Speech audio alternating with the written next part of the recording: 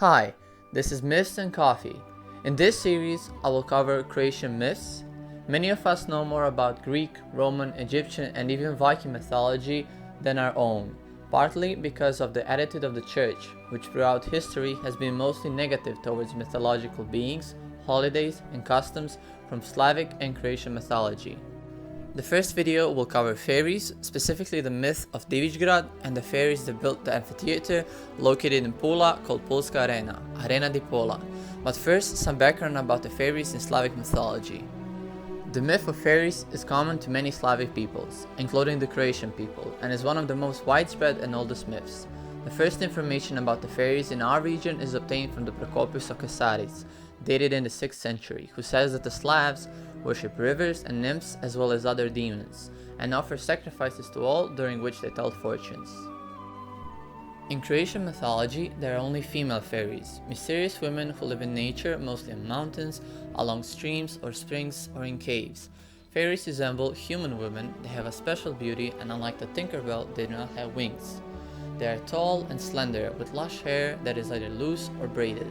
They wear white clothing and sometimes have a gold crown, gold star, or evergreen wreath on their heads. Fairies are generally good or neutral, but caution should be exercised around them as they are easily angered. They help people by giving them useful things. They are known to keep shepherds' flocks while they are sleeping, treat people with herbs, or teach them about herbs that have healing properties. If someone finds a fairy while she's combing her hair at a well, she will take them. They like to take revenge on people if they break the oath they gave or if they do not accept the fairy's friendship. Those who embraced the fairy friendship often became clairvoyant. In the southern parts of Croatia, fairies were believed to feed on honey, lambs, small pigs, or eat fat. From the Pannonian regions, there was a rumor that they were eating crumbs left on the table after people had eaten their lunch. Fairies did not drink water from anywhere except from pure sources. It was sometimes thought that their power was in the gold belt or headscarf they wore, and if that was taken away, they would lose all their power. This great power was best described by a legend that says that the arena in Pula was built by the fairies in one night. In ancient times, fairies lived in Istria. At night they would dance in the meadows and forest glades, sometimes appearing to ordinary people, but in Istria it was believed that they never harmed people. Fairies from Istrian legends can give a person happiness, and often they are builders. It is said that the fairies built the arena in one night.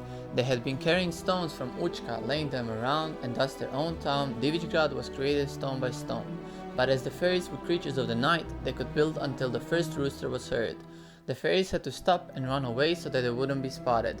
Their Divičgrad remained unfinished, which is why the arena is incomplete today. Across Istria, from Učka to the sea, huge stones were left scattered by the fairies to be placed in the arena, but the rooster's voice interrupted them. It is a Slavic interpretation of the existing buildings that they found with the settlements, which far exceeded their possibilities, so they explained them through their dualistic religion, good and evil, which is why it's called Divičgrad, divine city.